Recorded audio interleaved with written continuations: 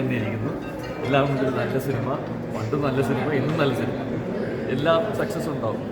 Okay, thank you. ഇന്ന് എടുക്കുന്നതിനേക്കാളും ഗംഭീരമായിട്ട് അന്നെടുത്തിരിക്കുന്നു. കുഴപ്പമായിട്ടും കാര്യങ്ങളും ഗംഭീരമായിരുന്നു. സുരേഷ് ഗോപി ചേട്ടനൊക്കെ എല്ലാവരും സുരേഷ് അവർ അന്നും ഹീറോ ആണ്, ഇന്നും ഹീറോ ആണ്. വളരെ സന്തോഷമായിരുന്നു സാർ. എങ്ങനെയുണ്ട്?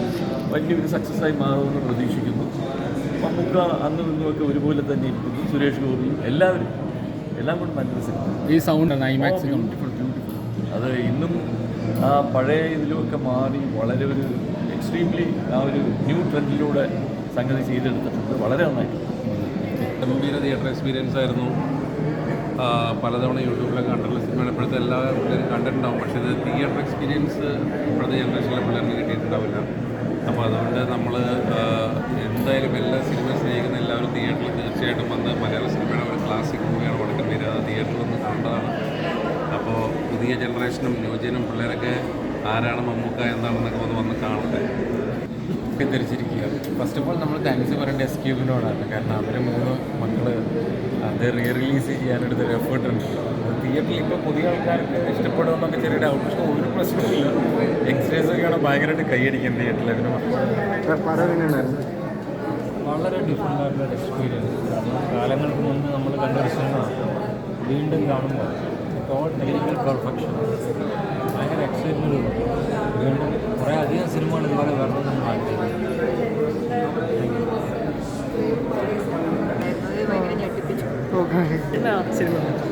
എന്താ പറയണ്ടേ, അടിപൊളിയാണ്. ഭയങ്കര brilliant movie, brilliant script, legends ആയിരുന്നു. ഐ ജസ്റ്റ് ലിറ്ററലി സെഡ് അവിടെ നമ്മൾ അറിയാവുന്ന സ്ക്രിപ്റ്റ് ആണെങ്കിലും പ്രൊഡ്യൂസർ ആണെങ്കിലും ഡിറക്ഷൻ ആണെങ്കിലും actors who acted in it എല്ലാവരും ഭയങ്കര കുറേ വർഷത്തെ എക്സ്പീരിയൻസ് ഉള്ള ആൾക്കാരാണ്. അപ്പം പഴയൊരു സിനിമ എനിക്ക് വന്ന് കാണണം. ലൈക്ക് ആ ഒരു വിൻറ്റേജ് ടൈമിലത്തെ ഒരു സിനിമ വീണ്ടും തിയേറ്ററിൽ ഒരു ചെറിയൊരു കുറച്ചുകൂടെ എന്താ പറയുക പുതുക്കിയതുപോലെ എനിക്ക് കാണാൻ പറ്റിയതിൽ ഒരുപാട് സന്തോഷമുണ്ട്.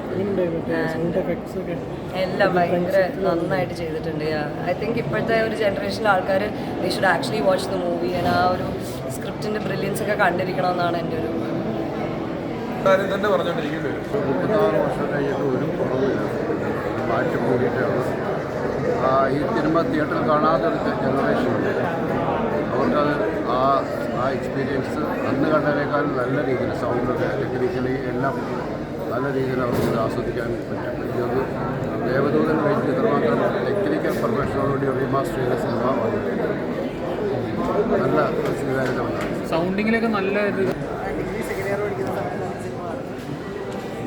നമ്മൾ ഈ സിനിമ തിരിച്ചു പോയി കാണുമ്പോൾ ഇന്നത്തെ സാങ്കേതിക വിദ്യ, ഇന്നത്തെ ഒരു ഇങ്ങനത്തെ ഒരു ടൂളും ഒന്നും ഇല്ലാതെ സിനിമയാണ് ഉണ്ടാക്കി വെച്ചിരുന്നത്.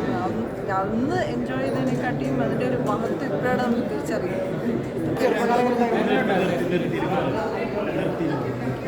എക്സ്പീരിയൻസ് എന്തായി ഒരു പടം വീണ്ടും കാണാൻ പറ്റുക, തിയേറ്ററിൽ ഫാമിലിയോട് പോയിരുന്ന് കാണാൻ പറ്റുക, ഒരു ഭാഗ്യം. ഒരുപാട് ചെയ്യപ്പെട്ട ഫാമിലി ആൻറ്റി എല്ലാവരോടും എനിക്ക് ഒരുപാട് നന്ദി കണ്ടു പറഞ്ഞു. അതുകൊണ്ട് ഒരുപാട് നന്ദി പറഞ്ഞു. കാരണം എനിക്ക് എൻ്റെ അമ്മയുടെ കൂടെയും എൻ്റെ മോളുടെ കൂടെ എനിക്ക് മകള് ഒരു ത്രൂ ഔട്ടായിട്ട് പടം കണ്ടത്. മകള് ത്രൂ ഔട്ടായിട്ട് പടം കണ്ടത് ഇപ്പോഴാണ്. ബിറ്റ്സ് ആൻഡ് പീസസ് ആയിരിക്കും കണ്ടിട്ടില്ല. ത്രൂ ഔട്ടായിട്ട് ഞാൻ ചെല്ലട്ടെ, ഞാൻ വിളിച്ച ആളുകളെല്ലാം ശരിക്കും മനസ്സിലായത്. അല്ലെങ്കിൽ ഈ സിനിമയ്ക്ക് വേറെ തന്നെ ഒരു ഇമ്പാക്റ്റാണ് അതൊരു ഇത്രയും വലിയൊരു തിയേറ്ററിൽ ഇത്രയും ആളുകളുടെ ഇടയിൽ നിന്ന് കാണുന്നത്. പിന്നെ വീണ്ടും ഒരു റിമൈൻഡറാണ് ഡെപ്ത് ഇൻ കണ്ടൻറ്, പെർഫോമൻസിലുള്ള ഡെപ്ത്, അതിൻ്റെ ടോട്ടാലിറ്റിയിലുള്ള ഡെപ്തും സംഭവങ്ങൾ. എന്തുകൊണ്ടാണ് ഇതൊരു ക്ലാസിക് ആവുന്നത്? എത്ര കണ്ടു കഴിഞ്ഞാലും വീണ്ടും നമ്മൾ പുതുതായി കാണുമ്പോൾ അതിനകത്ത് വീണ്ടും എന്തെങ്കിലും ഉള്ള പോലെ തോന്നുന്നു. എന്തായാലും ടോട്ടലി ഒരു ഗംഭീര എക്സ്പീരിയൻസ് ആണ് കണ്ടിട്ടുള്ളത്. പല ബിറ്റ്സ് ആൻഡ് പീസസ് ആയിട്ട് കണ്ടിട്ടുണ്ട്.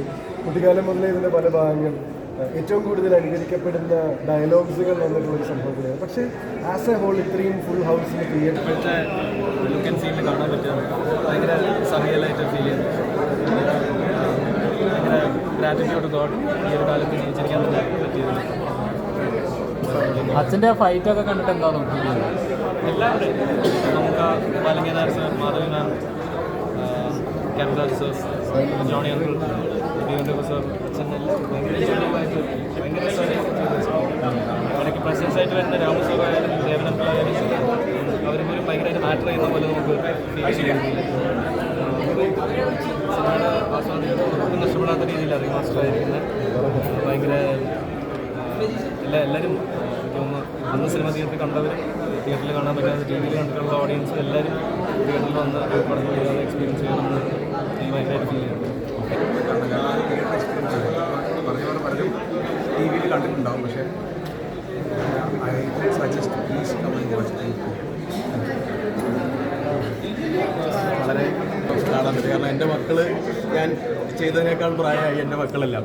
അപ്പോൾ അതിനുശേഷം ഇങ്ങനൊരു സിനിമ ഒരു 4K ആ ഒരു എക്സ്പീരിയൻസിൽ ഇത്രയും ക്വാളിറ്റി ആൻഡ് വിഷ്വൽ ക്വാളിറ്റി എല്ലാവരും കാണാൻ പറ്റിയ ഭയങ്കര ഒരു ഭാഗ്യമാണ്. ഇത്രയും ഒരു എപ്പിക് എവർഗ്രീൻ മൂവിയുടെ ഭാഗമാകാൻ കഴിഞ്ഞത് ഭാഗ്യം. പിന്നെ ഇപ്പോഴൊക്കെ